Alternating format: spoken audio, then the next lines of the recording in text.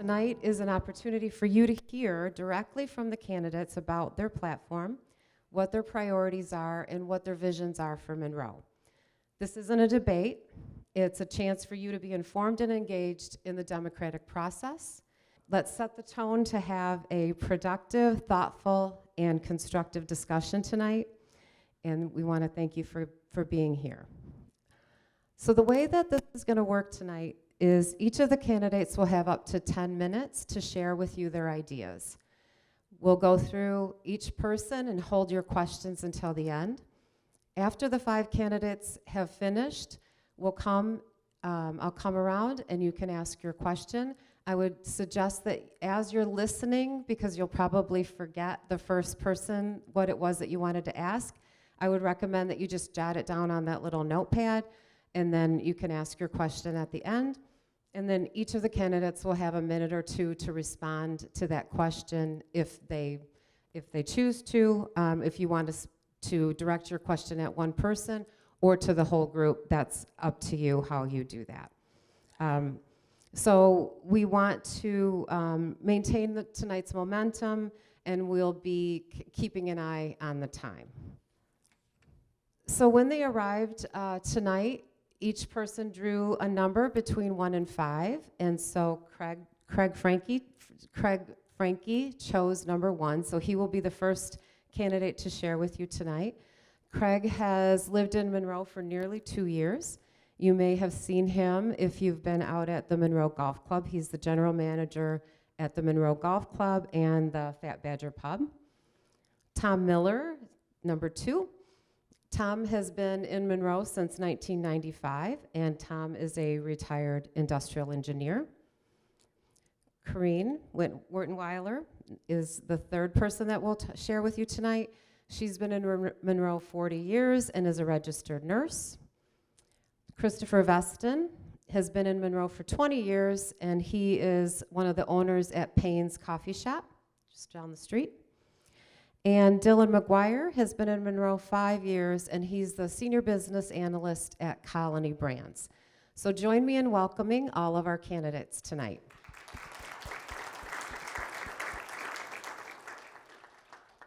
Okay, Craig, the floor is yours.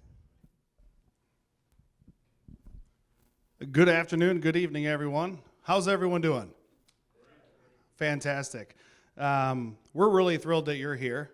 First of all, before I get started, I'd like to thank Marcy and Sandy and the Chamber for putting on this informative event. I'd also like to recognize incredible candidates that are here that are, from my perspective, very committed to the Monroe community, and it's an exciting opportunity that we all have during this election cycle. My name is Craig Frankie. I am the general manager of Monroe Golf Club and the Fat Badger Pub. I have really enjoyed the last 19 months of my residency here in Monroe. I still have about 18 years till I get true Monroe residency, but I'm going to continue to work on that. Our community is quite historic, as many of you residents are aware. We've got a lot of talented individuals, we've got a lot of incredible local businesses, and we have a great community that we want to continue to grow and develop. Over the last few years, we've seen some incredible transformations with the YMCA, the Monroe High School. We've seen some incredible community outreach with the city of Monroe, and we're definitely looking forward to continuing to build on that momentum and continue to have growth and prosperity into the future. Raise your hand if you're a golfer or if you've ever golfed before. Yeah, okay. I'm a golfer too. Raise your hand if you've ever cheated at golf. Yeah, my hand's still up. So I have had moments of low integrity. I can assure you that the man I am today is a man of high integrity and high moral character. I am very passionate about the difficulties that Monroe has faced from a housing perspective and from a jobs perspective, and although I don't have all of the information of how to fix that, I am very committed to guiding the residents of Monroe through that process so we can all make the right decision for the betterment of our community. I also want to thank the city officials past, those current, but many individuals who've served on public office or at the city of Monroe or in various community organizations that have helped get Monroe to the place where it currently is.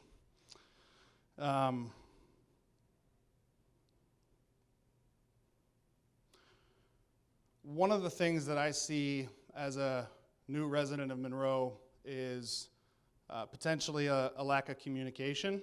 I don't know if it's a lack of communication from certain organizations or even the city, or if it's a lack of maybe residents and businesses knowing where to access that information and having that readily available so that they can make attendance meetings at the city council or informed decisions as to what the next steps are, right? If elected, I would look to certainly evaluate that, but also strengthen that, right? Definitely be an individual that can be contacted all the way up till 10 p.m. at night on most weeknights, and even on weekends as well. And kind of bringing it back full circle to the current position that I hold at the golf course, no shortage of work ethic and dedication has taken place to bring that facility, to kind of have success at that facility. So I'm really excited for the opportunity we all have, and I really appreciate you guys taking the time to come learn about all of us as candidates, and I would ask for your vote on April 1st. Thank you.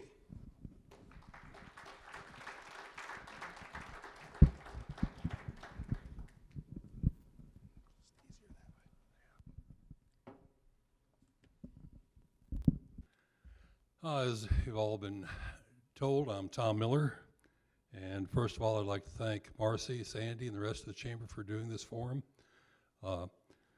This election has become a lot of publicity on it, and I'm glad for that. Most of the time, people just go to vote, and they vote for the top four or the top people on the ballot, or the incumbents, or people that they know. But this election has been we've had a lot of interviews through the chamber. Greene County TV's interviewed us, radio stations interviewed us, and the Monroe Times put stuff in there. So I appreciate all the people that have come out to listen to it, and that you're looking to see who the candidates that you want, not just going by first one or somebody that you know. So appreciate that very much. Very excited that all of you are here tonight and doing that. A little bit about me. I grew up in a small farming community in North Dakota, which is much smaller than Monroe. And after high school, I moved to Beaumont, Texas, started working in manufacturing there. And after I got married, I started going to college and got a BS degree in industrial engineering technology. And with my degree, I worked in manufacturing plants ever since then, finding the most efficient and effective way to manage time, machine, man, and money. I am retired now, thankfully. Appreciate that. I also became a certified manager through Johns Hopkins University. Certified professional manager is like a CPA, only it's management, not accounting. 1995, Mary and I moved here with our 2 grade school boys for work opportunities, and recognizing that Monroe would be a good place for the boys to grow up in. And now that the boys are adults, they say that it was a good place to grow up in, which we're glad. So, and I want to continue that. When my boys were growing up, I was very active with them in Boy Scouts, Little League, coaching Little League and coaching flag football. And when they got into middle school, they started skateboarding, and there was no safe and legal place to skate in town, as Marcy knows with her boys. And so we got together and came up with MACE, Monroe Area Skateboard Enthusiasts, and we worked in order to get the skateboard park. Initially got me involved with Main Street Park and Rec, City Council, and once we finalized the location for it, we started promoting the skate park and trying to influence people that skateboarding was not bad. It was good for the kids. And we designed the skate park, got grants, and raised money to build a skate park. Until 2021, I worked with Park and Rec each spring in order to have a skateboard clinic so younger skaters could get tips from the older skaters on how to skate. 2015, I graduated from Greene County Leaders. In Greene County Leaders, each person has a project that they work on, and mine was farmers market, trying to increase vendors and customers to promote healthy eating in Greene County. I'm very closely involved with Greene County I'm very closely involved with Main Street Monroe Farmers Market and working with the Greene County Health Department and Greene County ADRC in order to promote healthy eating in Greene County. Some of the things that I have done since then with Main Street is I worked with the chamber and in order to get the Christmas tree lights on the tree in the courthouse. That was back about 2010, something like that, and been doing that ever since. And also for 10 years I've been organizing the Christmas parade in town, and I, with other people, created and organized a New Year's Eve cheese drop. So I've been pretty active in the community. And I've served on City Council from 2012 through 2018, and then 2022, Mary Douglas asked me to come back to City Council, and I've been on City Council ever since. One of the duties for the alders is to address individuals' issues to try to solve them. Another duty is to address issues of Monroe citizens as a whole. Monroe has an excellent staff of paid employees, city manager, department heads, chiefs that are Monroe's experts in their fields. And I work closely with them in order to get answers for the taxpayers. My main goal as an alder is to keep and improve Monroe as a great place to live, work, and raise a family. Monroe needs more housing and more jobs to reduce the bumper-to-bumper traffic between Madison and Monroe every rush hour. City Council, GCDC, and the Chamber, Main Street, and the school district have worked together to make this happen. One of the examples is the Launch Program's house behind the middle school. That's a community effort. And currently, the City Council is also involved in multiple projects such as renovating the White Building, Eugene Hotel, expanding the industrial park, and all the housing construction that's going on in Monroe as part of this community's effort to grow. My favorite saying is, we can all find a reason why not to do it. Let's all work together to do it. I appreciate the citizens of Monroe giving me the opportunity of representing you for 9 years as an alder. I would appreciate your vote to continue to make Monroe a great place to live. Thank you.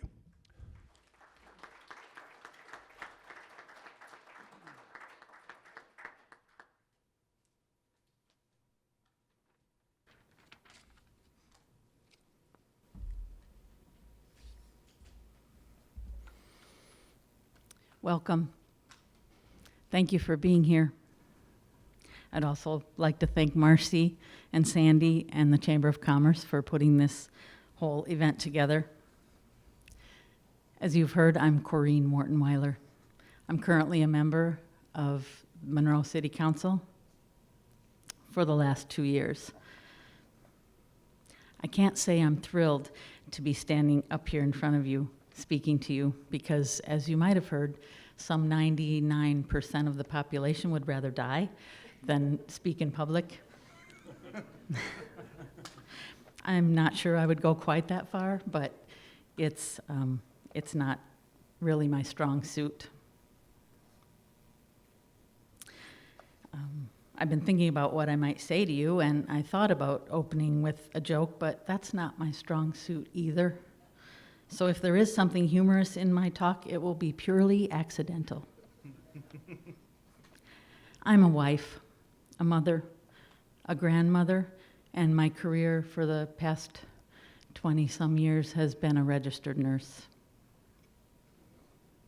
I was born here in Monroe at St. Clair Hospital, now SSM.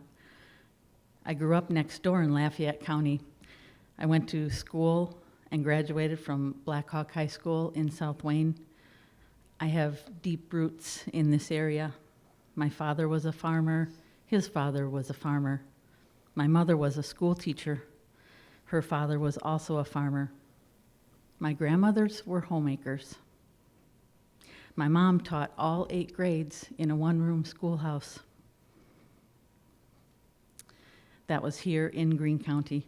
I went to a one-room schoolhouse myself for first grade.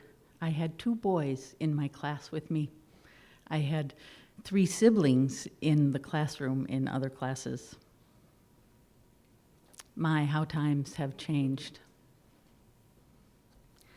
None of those things, however, qualify me to be an alderperson on the Monroe City Council. The only thing that qualifies me is that I am a citizen of the city of Monroe in Greene County, Wisconsin, in the United States of America. That, after all, was our founding fathers' vision for a government of, by, and for the people.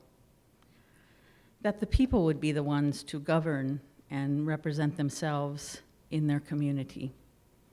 That a regular person, a citizen in the community, would accept the responsibility to be part of the government of his or her community, state, or even nation.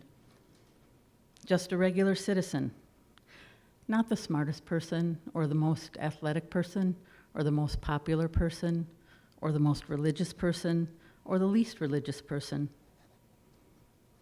Just a regular, average Joe, or Josephine, if you will. The design set up by our founding fathers was that a person would do this work as a civic duty in her community for a time, to make the decisions that are required of civic leaders based on the information given to them, brought to them, based on their understanding of the world and based on their life experiences. And then to make a decision that, yes, affects the community, but the best decision that she could make. All that to say, a person would step up and make those decisions and then step back, and another person would come up to make those decisions for a time. So that's a little bit about why I'm here, a little bit about who I am, where I come from, what kind of experiences I've had. But I can't go very far without mentioning that I'm a follower of Jesus. I'm a student of the Judeo-Christian Bible. It is where I get my hope. It is where I get my peace. And it is what informs my decisions and my worldview.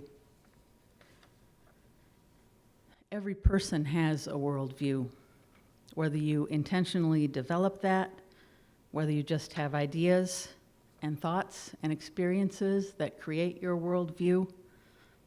My worldview happens to be a biblical worldview. I won't apologize for that.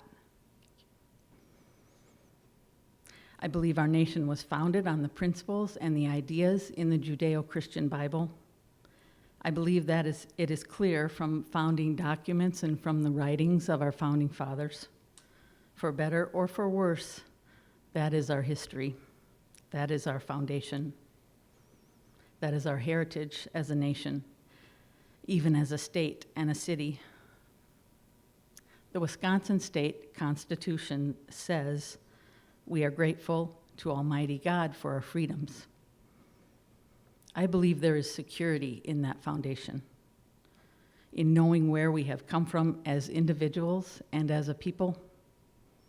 It is important to know where we have been in order to know where we are going as individuals and as a community. I'm told the 2 things people aren't supposed to talk about in public are politics and religion. So I talked a little about religion, now I'm going to talk about politics. I heard a definition of politics once, a very simple definition, is who gets what, when, and how. I think that's a fair definition. I think it is what we are doing and have done on Monroe City Council. We make decisions about what to do with our budget, what to do about taxes and fees, what to do about home values, what to do about the staff and their salaries, about the different departments and what their needs are. I will say that our department heads in the city of Monroe and Administrator Brittany Rindy and our Mayor Donna Douglas are all very capable, very steadfast, and they are doing a great job. They are to be commended. But what they and the city council do is decide who gets what, when, and how. And I lost my place. One moment. I think that they have been doing a pretty good job from long before I was member of the city council. Our budget is solid. We are able to meet our financial obligations. A great deal of effort and work and discussion goes into decisions about tax incremental financing districts, about developer agreements, and with people who want to come and bring development to our city. I have been pleased to be a part of Monroe City Council for the last 2 years. It has been a good experience.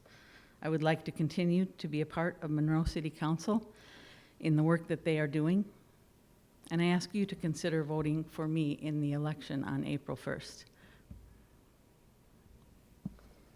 You've been very kind in listening to me and listening to all of us and being here today and giving your time. I wish you grace and peace and joy in abundance. Thank you.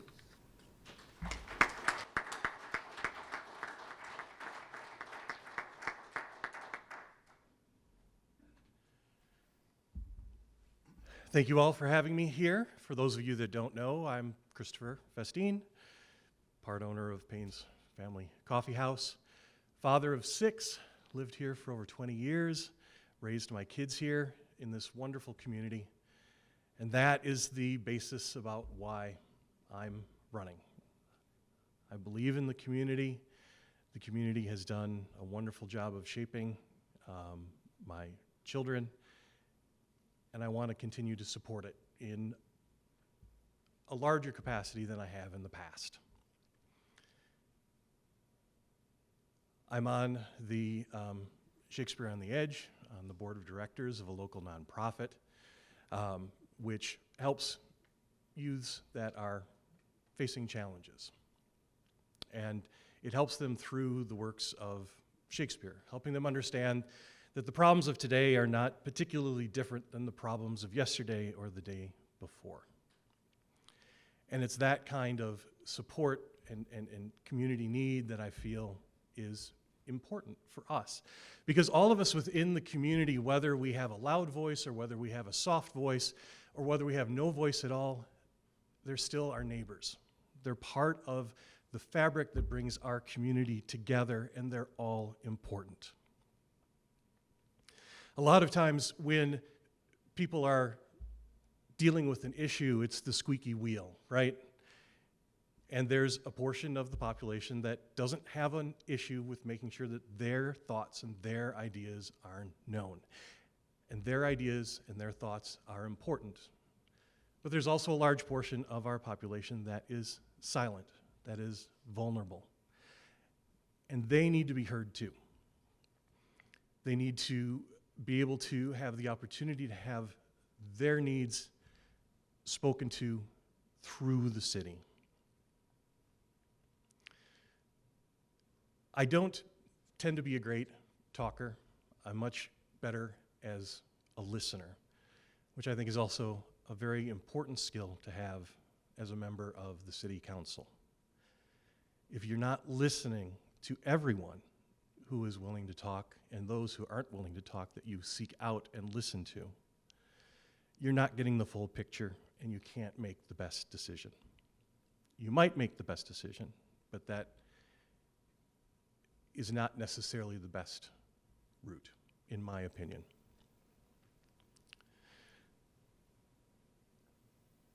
When we opened the coffee house, we wanted to have a safe space for anyone in the community. We offer our space to people who need the opportunity to meet and to discuss. And yes, you can buy a coffee, but that's not necessarily the point. The point is to have that safe space. I want to see Monroe being, in its entirety, a safe space for all of its citizens. You know, a couple of people have already talked about the housing issue. I don't know necessarily how many of you are aware, but there are people living in the parking lot right across from Payne's Family Coffee House. They're living in their vehicles, probably not by their choice. How can we help them? How can we reach out to them? What can we do as a community to make sure that our neighbors are living the best lives that they can, just like we are? So, that's what I came to say. I do hope that you're willing to vote for me on April 1st. I am proud to be up here with all of these people who are willing to give you their time and who want to start giving you a lot more of their time. Thank you.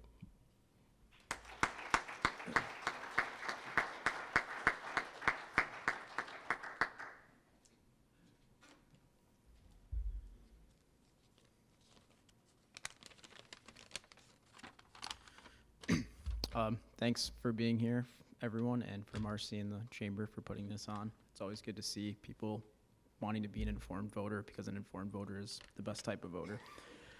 My name's Dylan McGuire. I've lived in the city since 2020, but I grew up just outside of town. I went to high school here. My family's been here since forever, essentially. I went to UW-Whitewater after high school. I graduated with a degree in economics. And I couldn't resist coming back right away to come here and work. I've been at the Swiss Colony since 2014, since right after college, and worked my way up there. And my experiences working there, living here, have informed me and helped me want to make a difference in the community. I've been on the Board of Education for the Monroe School District since 2019. I'm also on the ballot for this election as well. The reason I'm running for City Council is that we have a housing crisis in our community, and it's really a nationwide, countywide issue. I think we need to have some creative ideas to fix that, and I'll go into some details of that. I think another issue or opportunity we have are any vacant lots or underutilized properties around town. That's just another opportunity for our community to grow business-wise and housing-wise and tax base-wise, to lower everyone's taxes that are already here by growing. And everyone's favorite topic, zoning and permits. I think we can do a better job to simplify all that for everyone involved. If someone wants to come here and open a business, it's challenging. For example, if someone wants to build an apartment building that has more than 9 units, they have to go through a really lengthy process in order to do that. And that doesn't help our housing crisis at all. So some details on that in the housing topic. GCDC did a really good study. Our vacancy rate is extremely low. Like Christopher said, that we do have homeless people in this town. People may not believe that, but it is an issue. We have waiting lists for affordable housing. We need to do something about that to build more, make it more opportunities for people to use that. We need senior housing. We need young professional housings.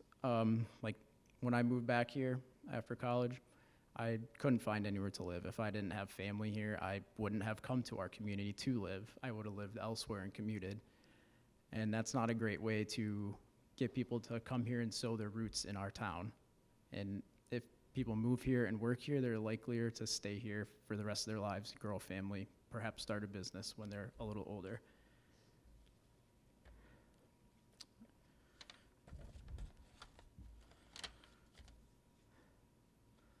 So I think what I do at work is marketing. I think our city should do a better job at marketing our opportunities, our community, to all sorts of people. We should work with landowners, property owners to see what kind of incentives we can give them to develop their properties, whether that's tax incentives or building incentives and things like that. I think Monroe has a huge opportunity to grow.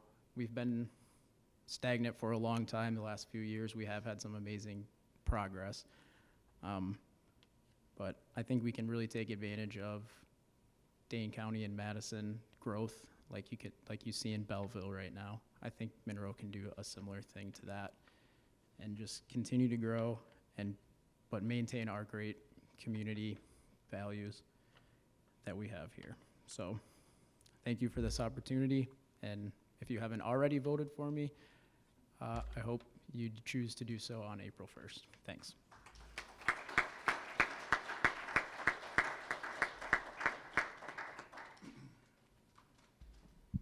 Thank you. Great job, candidates. Thank you for sharing all of that.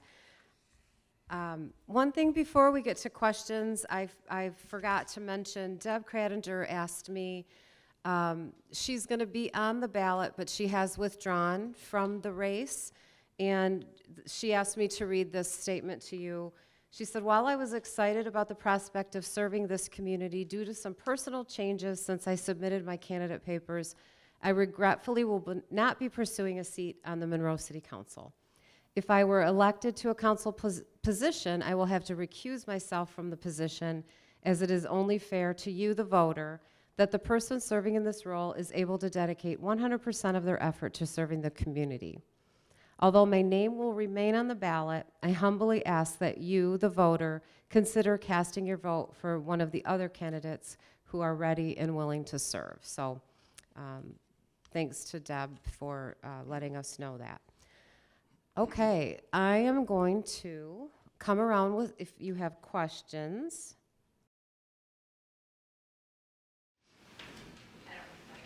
Okay, voice security. Okay, of the following, please rank in order of importance from top to bottom for everyone. What influences the way you vote? Is it your personal knowledge and experience, the position of the majority of constituents, or verified factual data research findings from experts in the field? Did everyone hear the question? Okay. Who would like to go first? Well, I guess I do. Thank you, Craig. From my experience, I try not to vote for myself, because a good example is when we were talking about the intersection by the Beverage Mart for the new high school. I'm totally against roundabouts. I ignore them as much as I can, but after hearing all the information from the professionals, I voted not to put signal lights in there, and we're pursuing putting roundabout in there. So I like to go, it's kind of a toss-up between constituents and professionals. I mean, I want to do what the constituents want, but we got to have a scientific basis for it. I mean, people can find whatever they want, but I like to have facts in order to do my decision. So I hope that answered your question.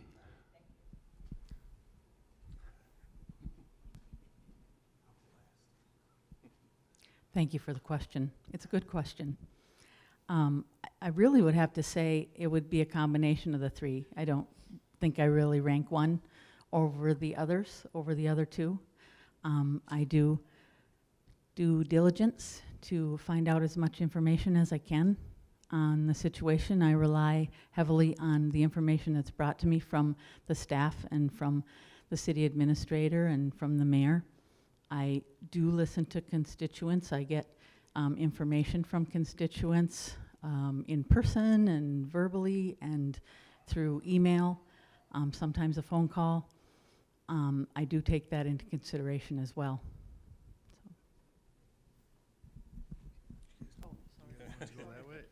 Here, just keep going. Science is real, so that's what I would tend to follow with. If there's conflicting science, then it becomes a little bit more difficult. But the constituents and what the constituents want is super important. But again, what I talked about is there's often a very vocal minority and a very large silent majority. So when you're talking about what the constituents want, which constituents? Is it the ones that are telling you what they want, or is it what the community as a whole actually needs and wants? So I would definitely put my own feelings last, but it is going to impact how I consider what the constituents want. So science first, constituents, and then myself. Well, I'm glad Tom listened to the experts because I am a big fan of roundabouts, so that's exciting. I'll go with, I would listen to myself last. I would love to think I'm an expert in everything, but I don't actually believe that to be true. And then I guess the other two, it kind of depends what it is. If it's something serious and sensitive, I'm going to listen to the experts, the people that know what they're talking about. If it's what day should we have a parade, that's a pretty good one to listen to the constituents too. So you kind of got to weigh the seriousness of what you're debating and listening for opinions on. So.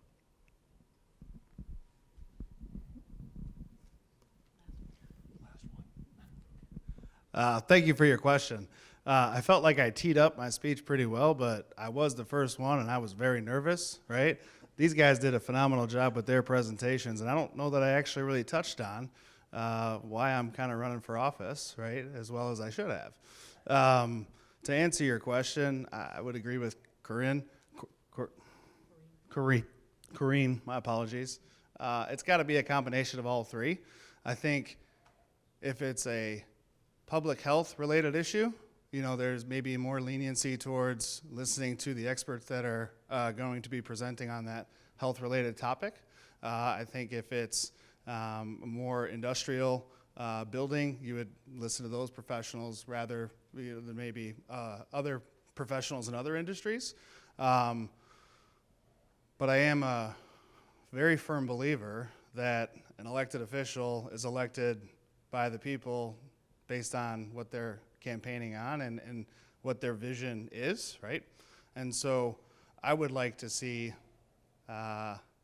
more of the constituents be able to voice the direction that needs to, you know, that they're wanting the alderpersons to make. And then as a community, right, we get to kind of make those decisions, right? At the end of the day, I think it's great that Monroe has 8 alderpersons, which allows for, you know, multiple votes to be cast in yay or nay favors. But I would say definitely listen to the science, constituents, and then myself also last. I think we all have that in the same common. So thank you. Great question. Any other question? This is directed to you, Dylan. You're running for the school board and city council. How are you going to manage both of those positions with all the extra committee meetings and time invested behind the scenes that I know is required? How are you going to do justice to one or the other or both? Good question. I'm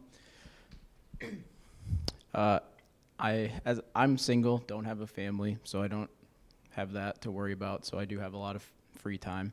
I follow the city council pretty regularly and watch their meetings. I've gone through the schedule, timed everything out. There's no meeting conflicts that I can see arising. I already read every meeting and watch every meeting for the city council in my free time. So I'm already pretty knowledgeable and participating as a community member in that. And then on the flip side, any potential conflicts, I would be more than happy to abstain from any votes. If there's contracts, negotiations, I know we had a lot of that during the high school building project. So if anything like that comes up again, I would opt out of participating if I view that as a conflict of interest. So hopefully that answers your question. Anyone else have a question? If you are in favor of growth and population growth, increases in housing, where do you see that going in town, and do you kind of have a philosophy behind whether that is more of a sprawl, more of an infill? I'd be interested in hearing. Who'd like to take it? I'm in favor of infill over sprawl, especially, I mean, I talked about in my speech, there's a lot of empty lots. I live right over by the brewery. There's a lot of open areas over there. There have been proposed projects. I'm not exactly sure what happened with those, but those are the type of things that I would like to see and those could be creative ideas, you know, smaller homes without garages, no parking minimums, so people can walk without necessarily owning a car, or maybe one car, or like narrow walk-up buildings that can house a couple families without taking up a lot of space. That would improve the walkability of our downtown and increase foot traffic and business down there as well.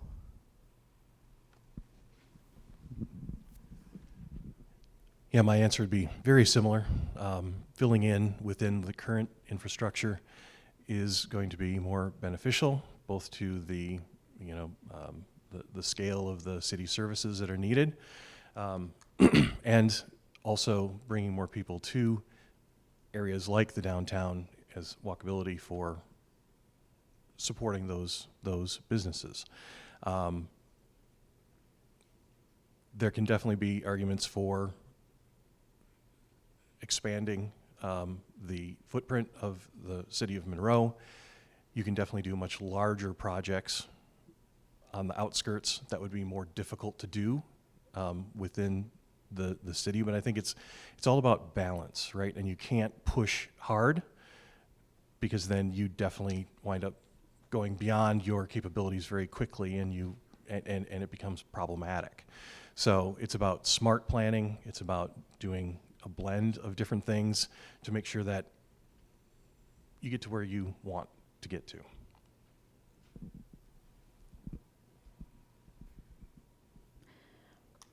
While I'm happy about the development that has been happening in Monroe over the last, my 2-year tenure and beyond before that, and what's being considered now, I think it's a good thing to increase our tax base. I do know that there, as has been mentioned, there's a deep concern for housing for the homeless, housing, transitional housing, housing for there's wait lists for our elderly and for those who are economically disadvantaged. So there's a need for that type of housing as well. I think the last information I saw on Monroe's economics per household, the median household income was $50,000 a year for a family or for a home, a household. And so that demographic, I think, needs housing, more housing options in our town. So whether that's rental properties that fit that demographic or homes that are built that are affordable is always a word that's used, affordable, right? But for our community, I think a $50,000 household income needs an affordable home. As I said earlier, Monroe needs housing of all sorts. For the homeless is one thing that there's a committee trying to work on that right now. And the last few years, low-income housing, Alice Place over by Walmart, and there, those fourplexes right beside Alice Place behind Walmart. And then there's the Launch House, and they're gonna build another one right beside it, behind the middle school. And there's some duplexes going up around throughout the town, different lots. There's construction going on behind the existing high school, and there's gonna be construction going on over by Highway 59 and County N, subdivision going up there. So there's housing going all over there here. Might even get some housing by the new high school. That's a possibility. So yes, I agree, the middle income people do need stuff, and that's one thing that we need to push in order to get. We got high income, low income. We need to concentrate on the middle income right now. So it's an issue Monroe's had for years, and we're working on trying to get it solved, and it's on a good roll the last couple of years compared to what it's been for the last 40 years. Definitely hard to follow all you guys up. I think there's been a lot of progress that has been made on the housing front. I would also agree that I think our growth should be managed in town, but also expansive outside of town, potentially even increasing the city of Monroe limits if that's a possibility. I am very new to the community, so I don't fully know all the details of what's been kind of hindering Monroe. I see all the positive developments that have been taking place. One with GCDC having a fund set up for housing that they are going to be working with developers to help create more homes.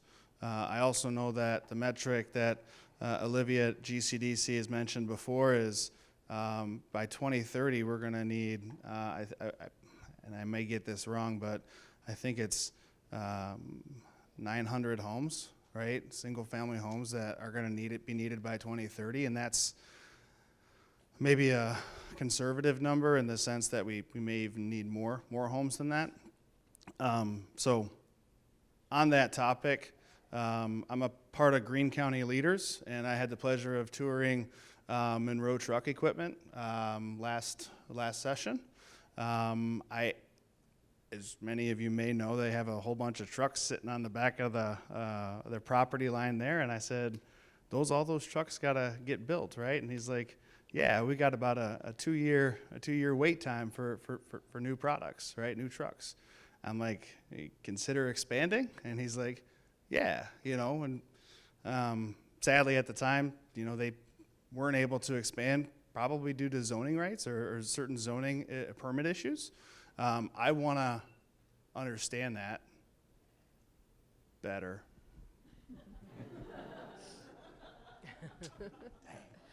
That wasn't an alarm to have you stop talking, by the it way. wasn't? It was not, no. Okay.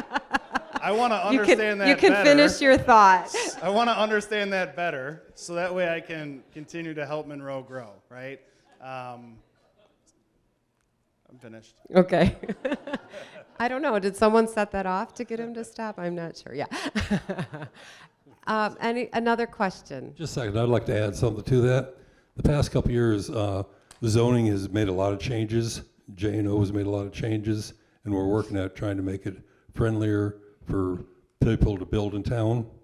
And a lot of the things that have been built recently would not have been approved 5 years ago. So we're working with that in order to get it, because it's been hard for people to build in town, and we're changing that. That's good. Thank you, Tom. That's awesome news. Up until about 15 years ago, alderpersons were elected by ward. That changed to at large. The wards still exist because of voting for county board members. Would you be willing to go back to being elected by ward rather than at large? It's me again. I was on city council when that was changed, and the reason for it being changed was because some wards we wouldn't have anybody running. We'd have to try to scrounge up somebody in order to fill that ward. In other wards, we'd have 2-3 people that wanted to run, but only one would be elected. So we made it so it was be citywide, so we could get people from all over in order to run and not have such an issue trying to get older people to run for election. Does that answer your question? Yes, although the same thing happens with county board. I know because I was on county board for 4 years, and because I got asked to run because nobody else was gonna run. But I do think it's better to have it by ward if possible. It's, you got a particular person to go to rather than one of 9. Well, now they've got 9 people to choose from. I know I get calls from people from all over the city, and I think they just try to find the person that they know or in order to talk to, and or someone that will answer their questions or get information for them. So yeah, it'd be nice to have the wards, but for different reasons, I like the way it is right now. I know the county's got it different, and they've got a lot bigger territory than we do. I would also like to say that, you know, I think, and Chris has done a great job expressing how under-supported individuals need to have a voice as well. And I would say that I think having a city council, alderpersons not be in wards, we should look at all of the community members that are residents within that community and really be able to have that dialogue with them. So taking the time to meet with that individual, taking the time to read that email or respond to that email, to really make sure that the information that a particular resident is bringing forth has a space in city council for do justice.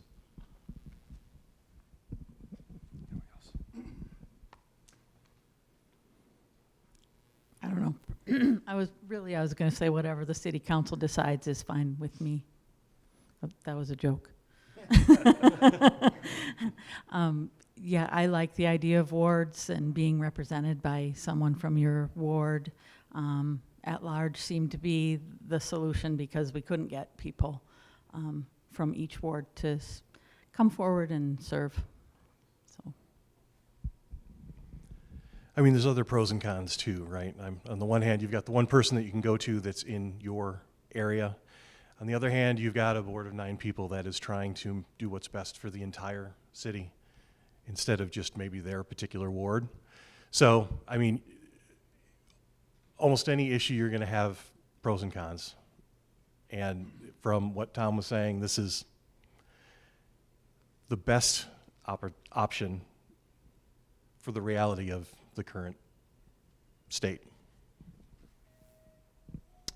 Yeah, I just don't think our city's big enough for the wards with the interest of people running. Like Tom said, they just couldn't find people to run. It also saves our city clerk a little extra work every other year from running the election by wards. So that's another pro.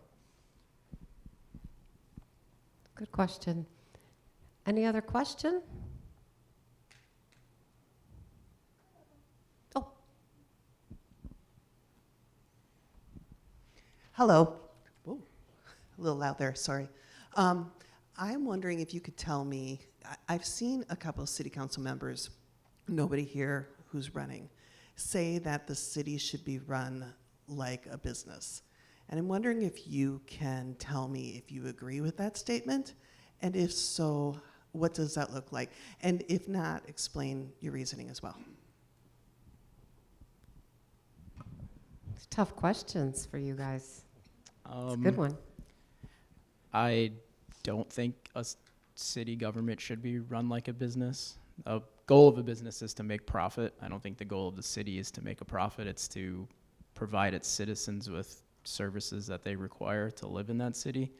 There's portions of a business that a city can use, obviously, like responsible budgeting, but I don't think our goal should be to extract as much taxes and things like that like a business might. So I don't think it should be run like one.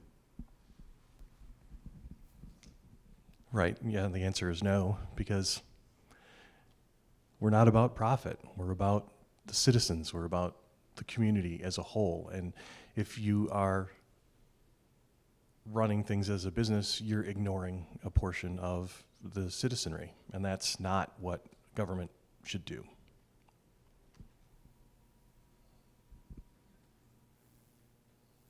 Right, I guess it depends on the definition of business and running it like a business. If a business is, the definition, working definition here is that a business needs to make a profit, then no, we don't try to make a profit on our city's business.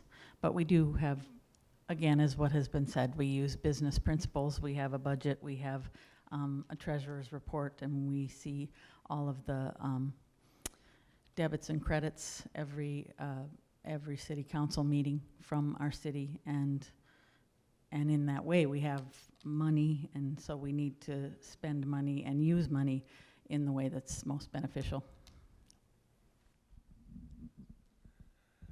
I grew up in a manufacturing environment, and from what I've seen at city council, I mean, the city of Monroe, we've got different departments with a department head. And just to let you all know, I think we have a fantastic department heads for the city. A lot of them have been here a lot of years, so we're going to be in bad shape pretty soon with someone retiring. We need to think about that. And they all report to a city manager. And we have an excellent city manager right now. And I think we need to go with what the departments say and the city manager says. City council approves all the, up to, well, they've got some limits on how much they can spend and stuff, but city council and the departments approve what gets changed and how much is spent. So we make the majority of the decisions, and the city administrator reports to city council. The mayor, believe it or not, the mayor doesn't have a lot of authority. Technically, she cannot vote unless there's a veto, right, Donna? So, but no, a lot of people think the mayor's got authority for everything in town, but the mayor does not. City council's got the authority, and we have the city administrator and the departments run it. So, and we are a nonprofit, and I think they all do good in order to keep the budget down as low as they can and maintain the status that Monroe has. I hope I answered your question, but I think it's running good the way it is, and I'd hate to see it changed.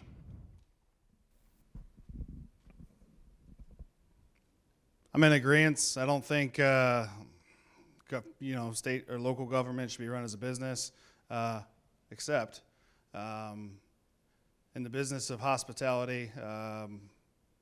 Every person that walks through your door is a customer, right? And I would see using best business practices not only in a budget sense for financials and obviously tax base, making sure that residents have affordable property taxes and things of that nature. But I would also say that every resident is a customer, right? In the sense of providing great service, providing great hospitality, being able to listen to those residents to really make sure that their voices are heard. That sense of business, I really look forward to performing. Mayor Douglas, did you want to respond to that at all? Question? I said, did you want to respond to that? About you not having any power in the government?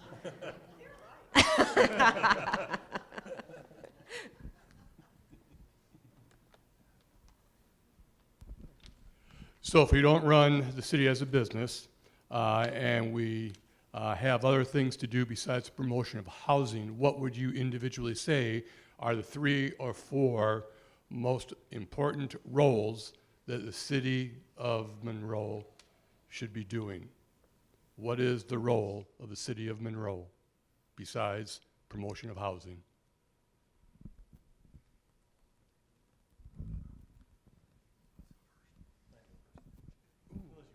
All good, Chris. Okay, all good.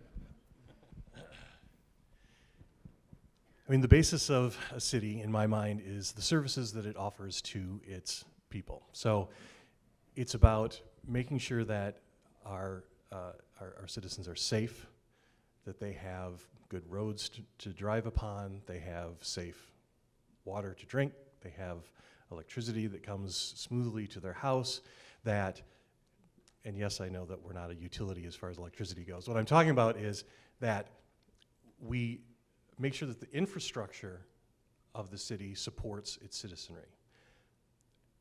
Beyond that, we also need to make sure that the amenities of the city also are a positive experience. We have Twining Park and Honey Creek Park, and we have all of these amenities that help with the positive thoughts, the positive experience of the people within the community. So yes, housing is super important, infrastructure is super important, public safety is super important with fire and police and making sure that there are services to support our citizens, and then the amenities to help with the nice part, the happy part, when our basic needs are all being met.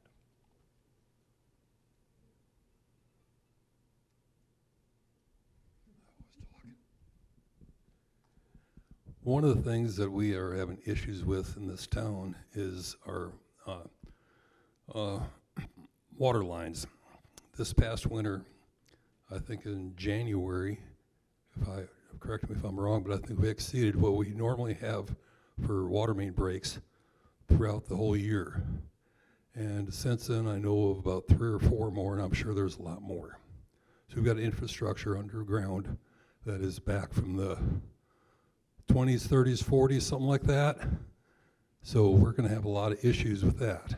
Like over by County Brand's Design Center, they just redid that road last summer, and they had to tear up 2 places for water main breaks in there. So the street department can't keep up with water main breaks, repairing the roads for all the breaks. So we're going to have to look into spending more money on the infrastructure. I know years back, they kept cutting it back in order to get the budget, to lower the budget. Like money for the parking ramp, they cut that out in order to lower the budget. And the streets, they cut that money back quite a bit in order to get the budget. But we need to spend the money on what we need fixed. Safety is a big thing, which was already talked about, but I think the infrastructure is a big thing that we need to work on.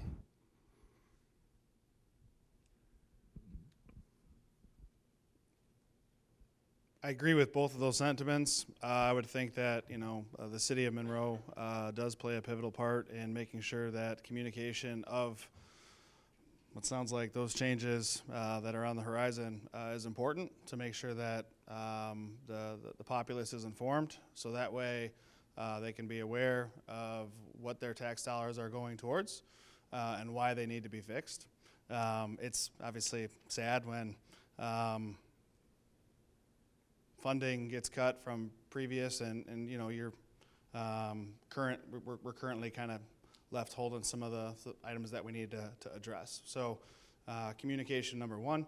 Number 2, definitely centered around the residents and local businesses having a great quality of life with facility amenities, and then just local businesses being able to move to Monroe to have prosperity, opportunity, right? So I hope I answered your question.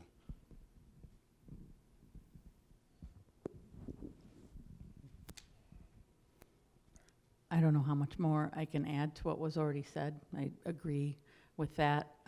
I'd have to have some time to really think about like a top 3 or 4 things when I look at the agenda items every 2 weeks on city council and opposite weeks on subcommittees. There's just always something, and it's all important and all needs to be addressed, talked about, voted on, move forward. I guess I would say, in my opinion, the most important thing would just be to have a solid financial footing as a city, and I think we do have that right now. Yeah, I mean, most things have been said. I think the main role of the city is to improve the lives of its residents through safety, infrastructure, leisure, parks, trails, all that kind of thing. I think for the average citizen, the biggest role for the city is they don't have to think about the city on their day-to-day lives. Everything's working, there's no issues, and just the city just keeps everything running, and they don't have to have any worries.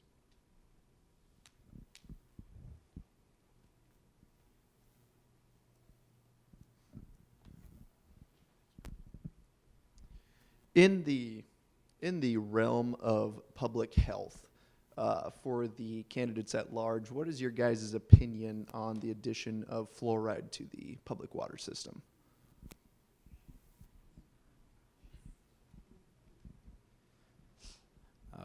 Yeah, that's been a particularly hot topic lately. I am in support of it. I am by no means a public health expert. I wouldn't want to be, but I would listen to the people that know what they're talking about, which is what has recently happened. I mean, dental professionals, health officials said that, you know, it's a practice that's been going on for a long time, and the levels that are in the water now are perfectly safe and reasonable. So I think I would be in full support of continuing it.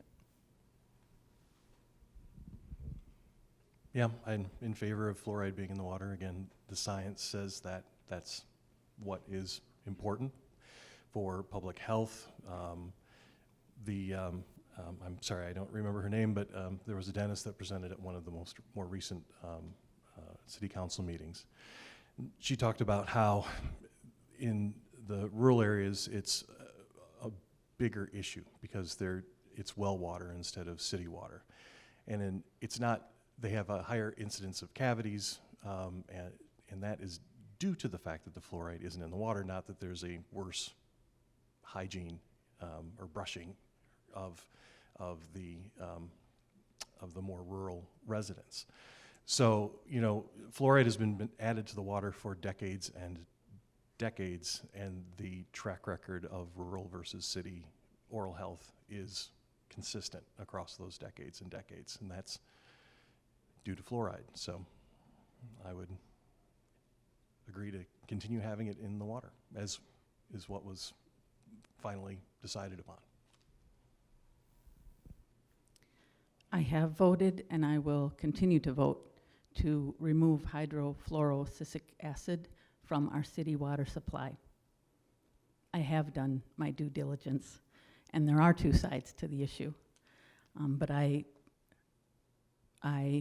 have determined that it's not the best thing for our city water supply to have hydrofluorosilicic acid continue to be added to it. My vote shows that. My votes are all public. They're all on the city website, on every committee meeting that we've had, and my votes are there, and I will continue to do that. Members of city council have been name-called, even threatened for our votes, and that's not okay. But my vote is firmly on taking this fluoride or hydrofluorosilicic acid out of our water supply. But my bigger concern, I think, is why we have 17 dentists or dental practices in Greene County, and we only have one who accepts Badger Care and Medicaid. Fluoride, I wonder how that topic came up. Haven't heard of that, except for constantly September. We've had numerous people at City Council talk about it. We had 130 people on a petition that were for continuing fluoride, and the dentists are for it, medical societies for it, and from what I've seen, from all the emails and talk that I've got, I'd say I'll be lenient, 70% are for keeping fluoride in. Okay, fluoride is good for teeth in a certain amount. If you exceed the amount that's brought to you by the state, it could be dangerous. As far as all the other things that people are saying are bad about fluoride, if it's that bad, why haven't the medical and the scientists agreed with it? Sure, it's in Asia or someplace else, you've got studies, but if it's that bad, they should look at it more. But I think it should be looked at some more, just to say if it is bad. But from everything we've seen so far, majority of the stuff says it is good for the people, and it's not a hazard. About anything in the amount that you use is hazardous. If you drink too much water, whether it's got fluoride in or not, it can kill you. So a lot of chemicals, if you do them in moderation, it's okay. So I'm not an expert on it, and I've done a lot of research on it, and I have been for keeping fluoride in the water in Monroe, and that's my point. Thank you.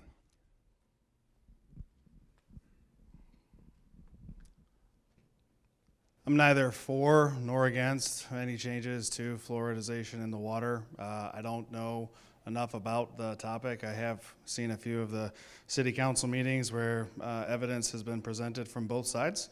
I think, to Tom's point, having a petition for 130 residents to keep it in, I think city council made the right call to vote in that direction.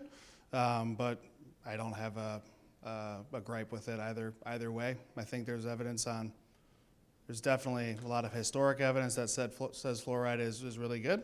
And, ever since middle of the year last year, I think fluoride became a national issue, which then brought it up to, our forefront. And it's something that that a lot of the populace is talking about today. Other questions?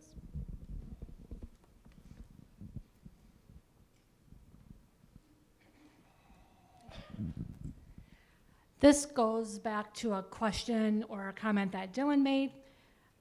Many of us, Dylan, myself, and some others in the room, we have community pride, which brings us back to our community. We were born, raised, and have come back to this community to raise our families. How do you foresee promoting our community to bring back the alumni, to bring back the younger generation, to give them the experience that we had and brought us back? I think we need to be able to provide them with high quality jobs and a place to live that they can afford. I mean, everyone I know complains about can't afford a house, can't buy a house anywhere. If Monroe could be an innovative leader in that field, I think we could entice people by saying, hey, come move back, raise your family. It's cheaper here to live than where you're living now. And we're close enough to bigger cities to where you can still enjoy your life. So I think providing those things to entice people to come here and then marketing it out and letting them know that that does exist is a big deal. I mean, I think it comes down to opportunity, right? Nothing will bring people like opportunity. You can market the heck out of the town. You can, put out advertisements. You can do whatever, right? But opportunity is what will bring people here. So it's working on making sure that we are doing things that support opportunity, support jobs, support growth, but also in a mindful way, so that it doesn't get out of our control, out of our hands, out of our ability to support.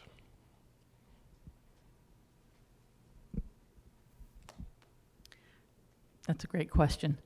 And we've all seen our younger generation move away, and instead of staying here in their hometown. Maybe it's marketing, I'm not sure. Monroe is a great town. We have beautiful parks. We have beautiful spaces. We have the Monroe Main Street does a great job of creating events for the citizens, for the city, and that brings visitors to our town as well.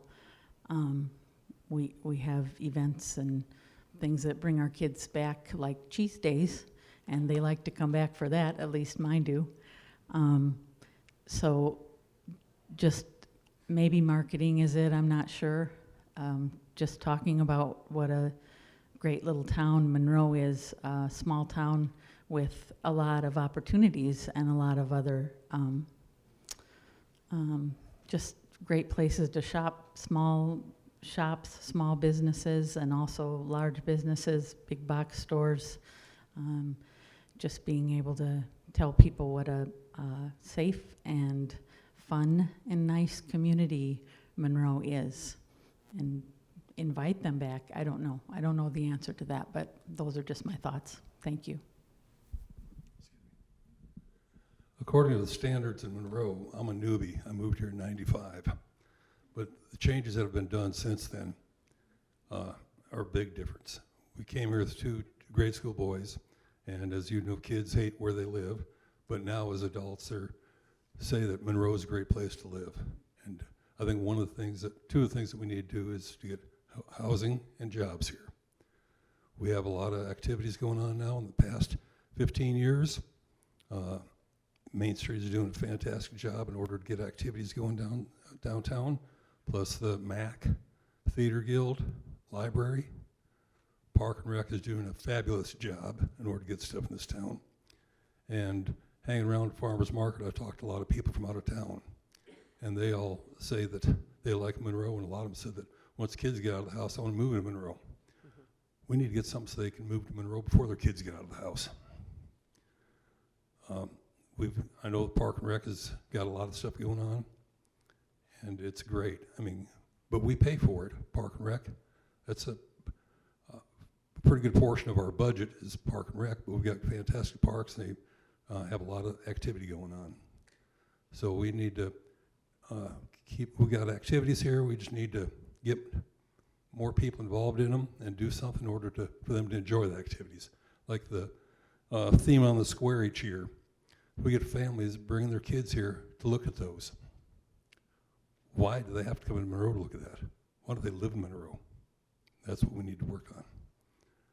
So that's what we're working on trying to get, and so we'll just see how it works the next. It's changed a lot. Look at 10 years ago. Sunday you'd go up to the square and you could count on one hand how many cars were up there. Now you go up there and, well, it depends on which restaurants are open. You'll see a lot of cars up there. But we need to get the traffic in here in order to keep the restaurants open on Sundays, longer hours. So. I'll speak from my own experience. I graduated high school, obviously went to Michigan for professional golf management. Had the pleasure of having 3 different internships, some of them in there, California, Michigan, one in Wisconsin actually. And I thought it was the best thing ever. I got to move away from my hometown, which was Lake Villa, Illinois, and I was thrilled to do that until I got sick of living in the hot desert sun of Arizona, and I'm like, man, where are the seasons? You know, where's what I remember as a kid? And I did move back home, you know. So I think there's a part of young adulthood where you want to go out and experience, and you think that's the right course of action. And for some, they stay there, and you know, they live in those warmer climates, and that's where they, you know, reside for the rest of their lives. In my case, I'm thrilled that I moved back to Lake Villa. I ended up taking a 45-minute commute to work each day for 5 years, and I am so thrilled that now I live here in Monroe, and my commute is 5, right? And so echoing all the points that everybody else has said, I think housing and jobs, again, is what's going to allow us to provide that opportunity. I would agree, Main Street's done a phenomenal job. And our community itself has done a really nice job being friendly. You know, one of the joys that I had moving here, can you imagine how many people wave to you as you're going through the small town? I love it, right? It fills me with joy, and we have a big small town, and it's great to be able to have those one-on-one relationships with everybody you kind of come in contact with. So, Terry, to your question, understanding those values of why you love living here, hone in on those ideas, and we'll continue to expand with marketing on those ideas and really continue to draw those residents back, you know, when they're ready, you know, at the right time. So. Any more questions?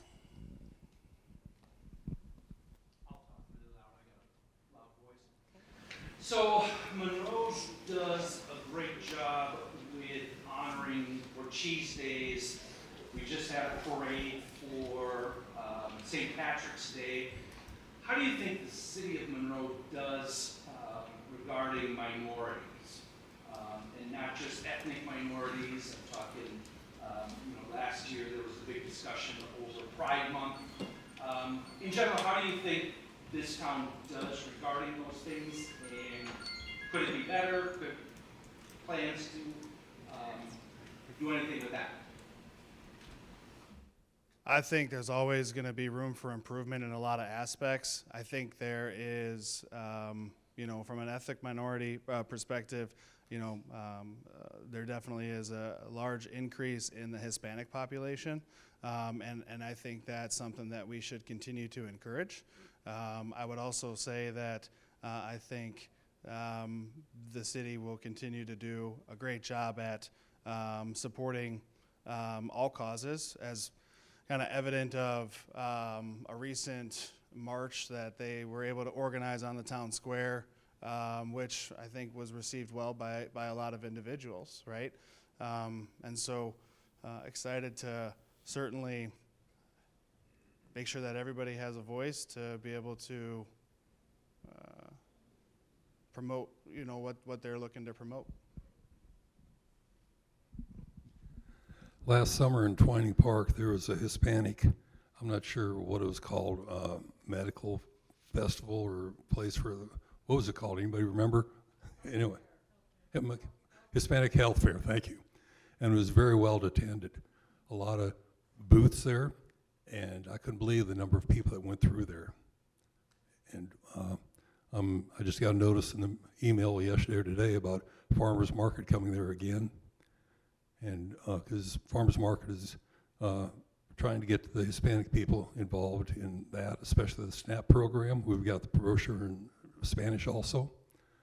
So in the Main Street and city departments are also looking at doing some more towards different Hispanic and different groups. So we're working on it. We know that's an area that is not being recognized much in this town, and we're trying to find ways in order to do it. I know a few years back, we had this is probably about 2010 or something like that. We had a Cinco de Mayo day up on the square. It was hardly attended. But since then, our Hispanic community has grown so much. So we're looking at trying to do stuff again to them and other groups.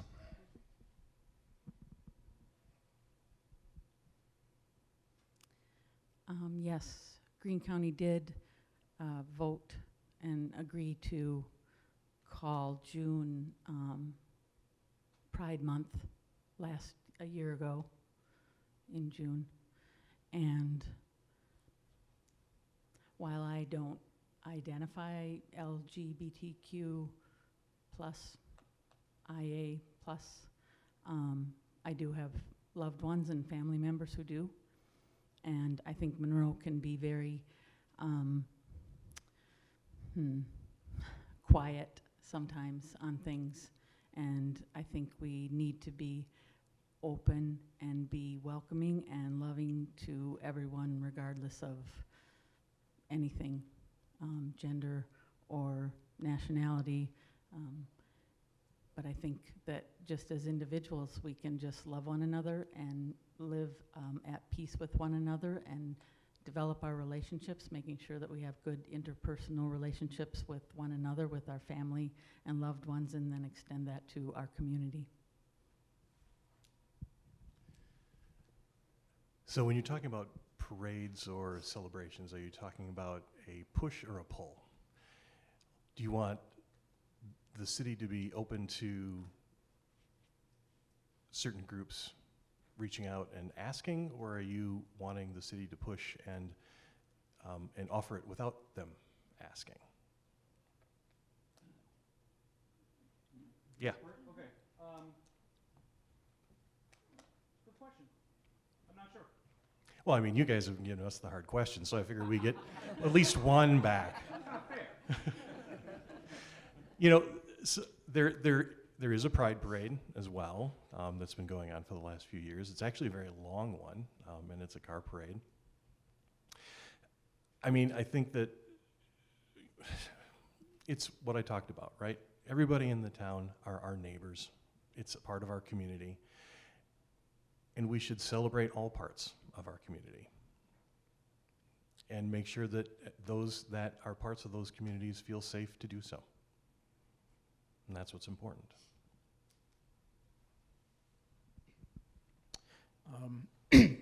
Yep, I would agree with Chris.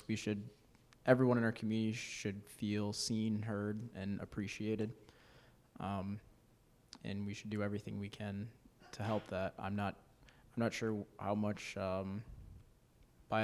bilingual material the city puts out, but I think if that's something that they're not doing right now, I think that could be helpful. I know the school district does a lot of that, and I mean, we've gotten 20, 30, 40 new students and families that are new to this country just in the last few years, and I think the city could help integrate them into the city and make them feel as comfortable as possible living here and being part of our community. I think we'll take one more question. Does anybody have one more question? I would love for. Okay. This is Mayor Douglas, and I just want to make a comment when you're talking about, there's a large group that meets at the library, and they are, I think they're a multicultural group, but they support the different nationalities that have come into Monroe, and the Latinos and the Hispanics, and they are working to help them to learn English, get their driver's license, and I don't know all the things that they do to support them, but I think the community needs to be aware that we fully are supporting those that are coming into Monroe and our citizens, want to be citizens of our area.